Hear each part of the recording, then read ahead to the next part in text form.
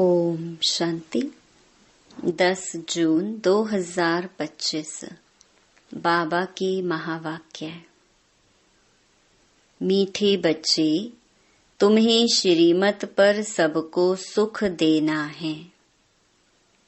तुमको श्रेष्ठ मत मिलती है, श्रेष्ठ बनकर दूसरों को बनाने के लिए।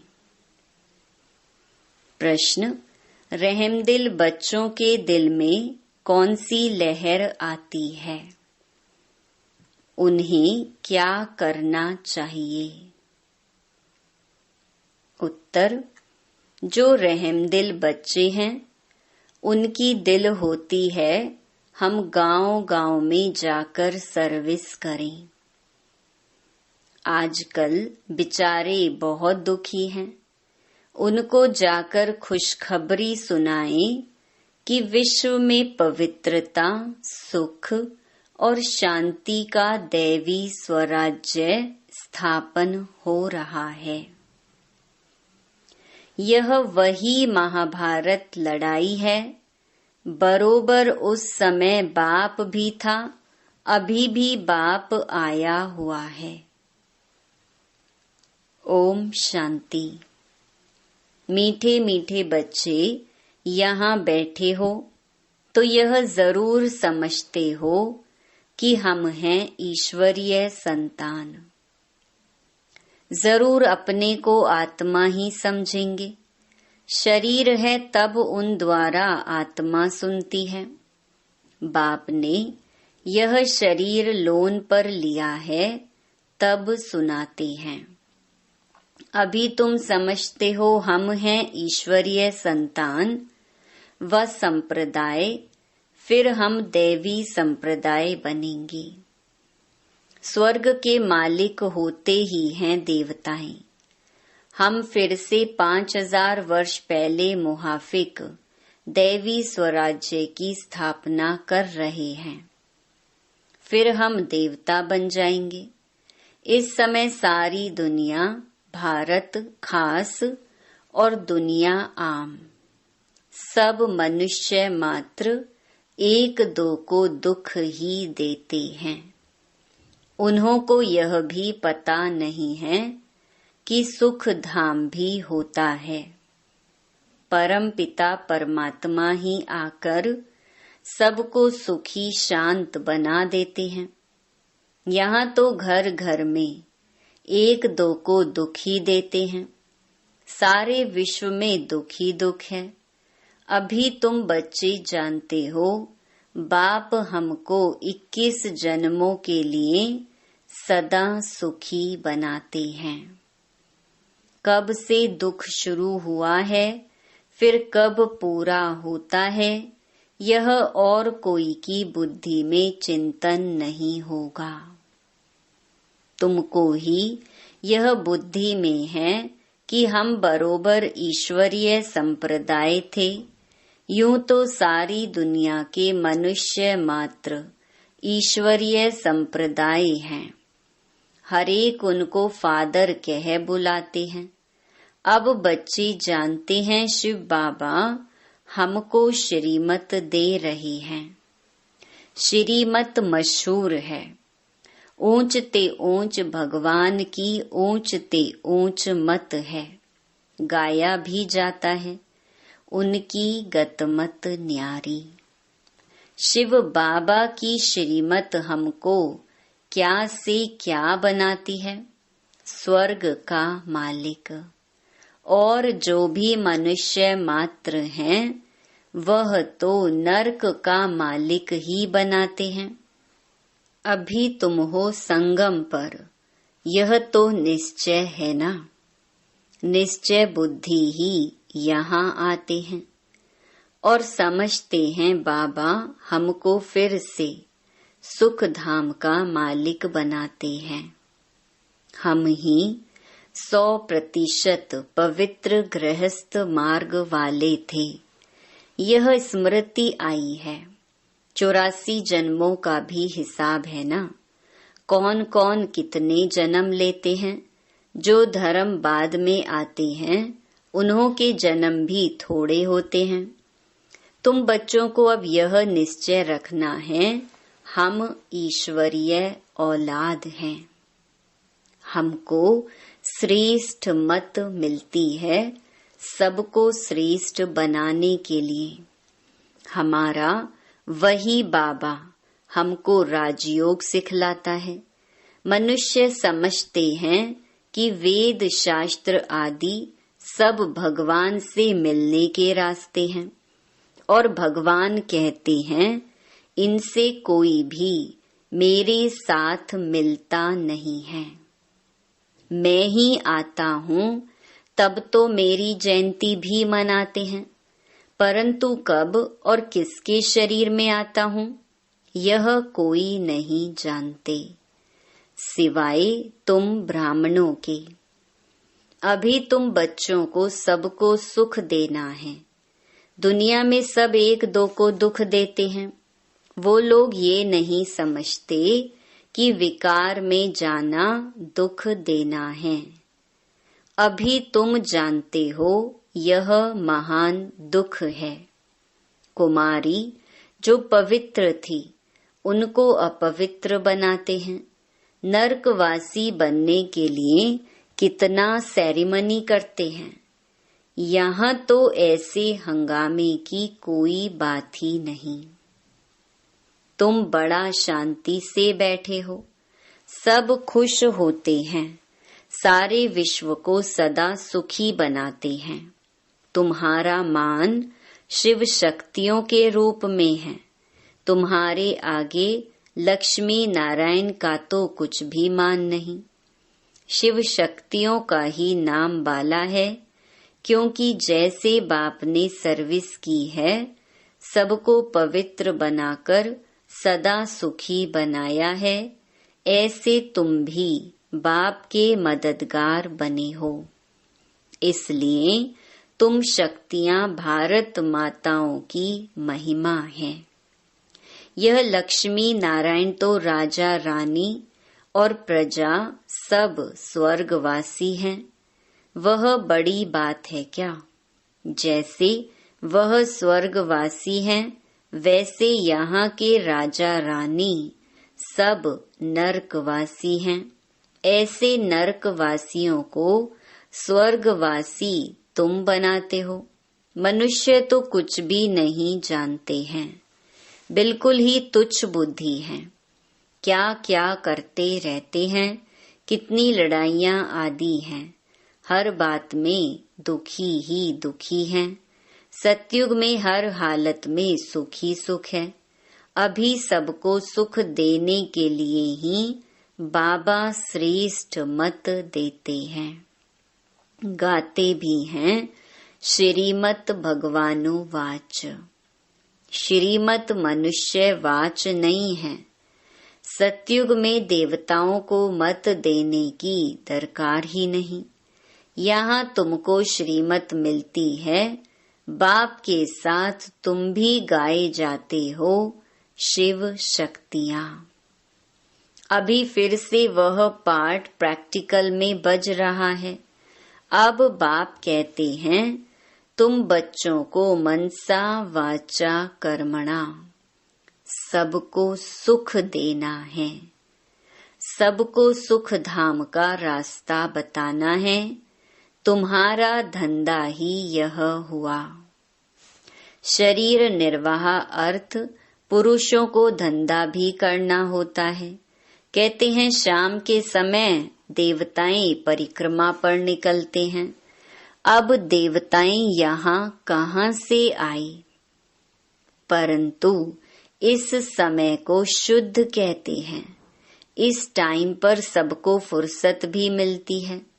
तुम बच्चों को चलते फिरते उठते बैठते याद करना है। बस कोई देहधारी की चाकरी आदि नहीं करनी है। बाप का तो गायन है द्रौपदी के पांव दबाए। इसका भी अर्थ नहीं समझते हैं। स्थूल में पांव दबाने की बात नहीं है। बाबा के पास बुढ़िया आदि बहुत आती हैं। जानते हैं भक्ति करते करते थक गई हैं। आधा कल्प बहुत धक्के खाए है ना, तो यह पैर दबाने के अक्षर को उठा लिया है। अब श्री कृष्ण पांव कैसे दबाएंगे, शोभेगा? तुम श्री कृष्ण को पांव दबाने देंगी? श्री कृष्ण को देखते ही उनको चटक पड़ेंगी। उनमें तो बहुत चमत्कार रहता है। श्री कृष्ण के सिवाय और कोई बात बुद्धि में बैठती ही नहीं। वही सबसे तेजोमय है। श्री कृष्ण बच्चे ने फिर मुरली चलाई, बात ही नहीं जचती। यहाँ तुम शिव बाबा से कैसे मिलेंगे? तुम बच्चों को बोलना पड़ता है, शिव बाबा को याद कर इनके पास आओ। तुम बच्चों को तो अंदर में खुशी रहनी चाहिए। हमको शिव बाबा सुखी बनाते हैं 21 जन्मों के लिए। ऐसे बाप के पिछाड़ी तो कुर्बान जाना चाहिए। कोई सपूत बच्चे होते हैं तो बाप कुर्बान जाते हैं, बाप की हर कामना पूरी करते हैं। कोई तो ऐसे बच्चे होते हैं जो बाप का खून भी करा देते हैं। यहाँ तो तुमको मोस्ट बिलवेड बनना है, किसी को भी दुख नहीं देना है। जो रहमदिल बच्चे हैं उनकी दिल होती है हम गांव-गांव में जाकर सर्विस करें। आजकल बेचारे बहुत दुखी हैं, उनको जाकर खुशखबरी सुनाओ कि विश्व में पवित्रता, सुख, शांति का दैवी स्वराज्य स्थापन हो रहा है। यह वही महाभारत लड़ाई है। बरोबर उस समय बाप भी था, अभी भी बाप आया हुआ है। तुम जानते हो बाबा हमको पुरुषोत्तम बना रही हैं। यह है ही पुरुषोत्तम संगम युग। तुम बच्चे जानते हो हम पुरुषोत्तम कैसे बनते हैं। तुमसे पूछते हैं तुम्हारा उद्देश्य क्या है? बोलो मनुष्य से देवता बनना। देवताएं तो मशहूर हैं। बाप कहते हैं जो देवताओं के भक्त हों उनको समझाओ। भक्ति भी पहले पहले तुमने शुरू की, शिव की, फिर देवताओं की, तो पहले पहले शिव बाबा के भक्तों को समझाना है। बोलो शिव बाबा कहते हैं मुझे याद करो। शिव की पूजा करते हैं, परंतु यह थोड़े ही बुद्धि में आता है कि पतित पावन बाप है। भक्ति मार्ग में देखो धक्के कितने खाते हैं। शिवलिंग तो घर में भी रख सकते हैं, उनकी पूजा कर सकते हैं, फिर अमरनाथ, बद्रीनाथ आदि तरफ जाने की क्या दरकार है। परंतु भक्ति मार्ग में मनुष्यों को धक्के जरूर खाने हैं। तुमको उनसे छुड़ाते हैं। तुम हो शिव शक्ति, शिव के बच्चे। तुम बाप से शक्ति लेते हो, वह भी मिलेगी याद से। विकर्म विनाश होंगे। पतित पावन तो बाप है ना। याद से ही तुम विकर्मा जीत पावन बनते हो। सबको यह रास्ता बताना है। तुम अभी राम के बने हो। राम राज्य में है सुख, रावण राज्य में है दुख। भारत में ही सबके चित्र हैं जिनकी इतनी पूजा होती है। ढेर के ढेर मंदिर हैं। कोई हनुमान का पुजारी, कोई किसका। इनको कहा जाता है ब्लाइंड फेथ। अभी तुम जानते हो हम भी ब्लाइंड थे। इनको भी मालूम नहीं था ब्रह्मा विष्णु शंकर कौन है क्या है। जो पूज्य थे वही फिर पुजारी बने। सतयुग में है पूज्य, यहाँ है पुजारी। बाप कितना अच्छी रीति समझाते हैं। तुम जानते हो पूज्य होते ही हैं सतयुग में। यहाँ है पुजारी तो पूजा ही करते हैं। तुम हो शिव शक्तियाँ। अभी तुम ना पुजारी न पूज्य हो। बाप को भूल मत जाओ। यह साधारण तन है ना, इसमें ऊंच ते ऊंच भगवान आते हैं। तुम बाप को अपने पास निमंत्रण देते हो ना, बाबा आओ, हम बहुत पतित बन गए हैं। पुरानी पतित दुनिया पतित शरीर में आकर हमको पावन बनाओ। बच्चे निमंत्रण देते हैं। यहाँ तो कोई पावन है ही नहीं।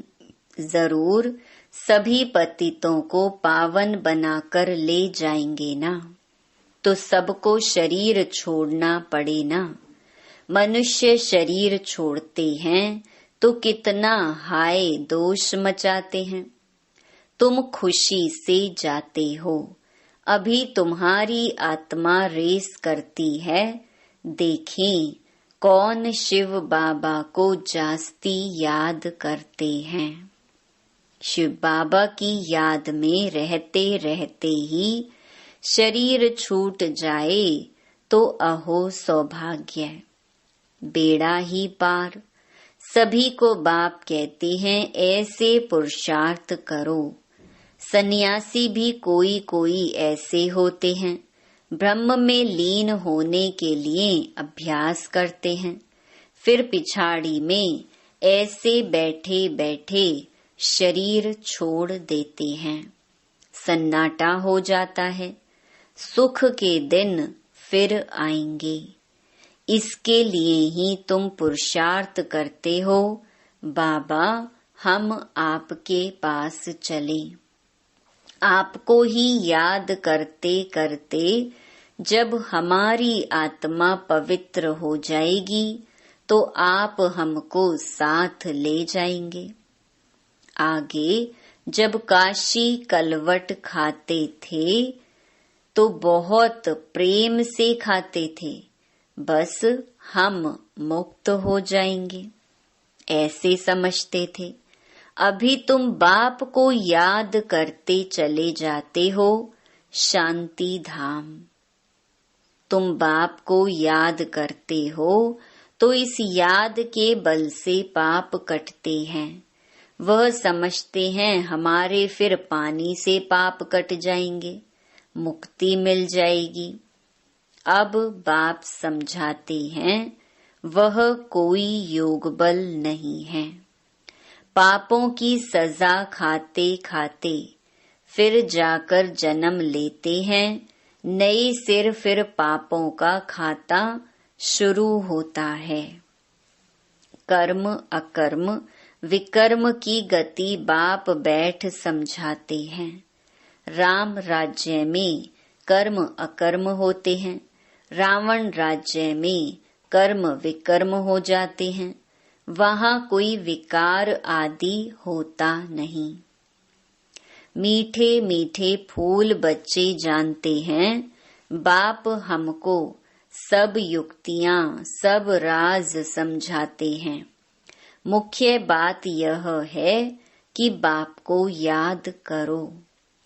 पतित पावन बाप तुम्हारे सामने बैठे हैं, कितना निर्माण है।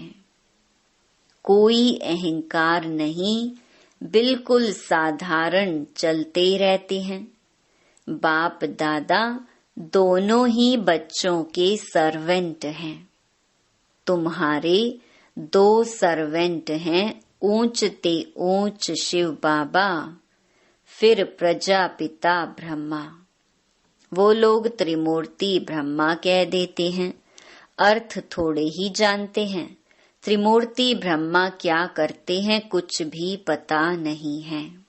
अच्छा, मीठे मीठे सिकिलधे बच्चों प्रति मात पिता बाप दादा का याद प्यार और गुड मॉर्निंग। रूहानी बाप की रूहानी बच्चों को नमस्ते। धारणा के लिए मुख्य सार। पहला, सदा यह निश्चय रहे कि हम ईश्वरीय औलाद हैं। हमें श्रेष्ठ मत पर चलना है। किसी को भी दुख नहीं देना है, सबको सुख का रास्ता बताना है। दूसरा, सपूत बच्चा बन बाप पर कुर्बान जाना है। बाप की हर कामना पूरी करनी है।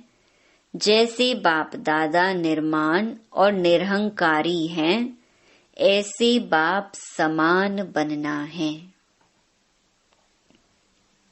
वरदान, स्व उन्नति द्वारा सेवा में उन्नति करने वाले सच्चे सेवाधारी भव। स्व उन्नति सेवा की उन्नति का विशेष आधार है। स्व उन्नति कम है तो सेवा भी कम है। सिर्फ किसी को मुख से परिचय देना ही सेवा नहीं है, लेकिन हर कर्म द्वारा श्रेष्ठ कर्म की प्रेरणा देना, यह भी सेवा है। जो मनसा वाचा कर्मणा सदा सेवा में तत्पर रहते हैं, उन्हें सेवा द्वारा श्रेष्ठ भाग्य का अनुभव होता है। जितनी सेवा करते उतना स्वयं भी आगे बढ़ते हैं। अपने श्रेष्ठ कर्म द्वारा सेवा करने वाले सदा प्रत्यक्ष फल प्राप्त करते रहते हैं।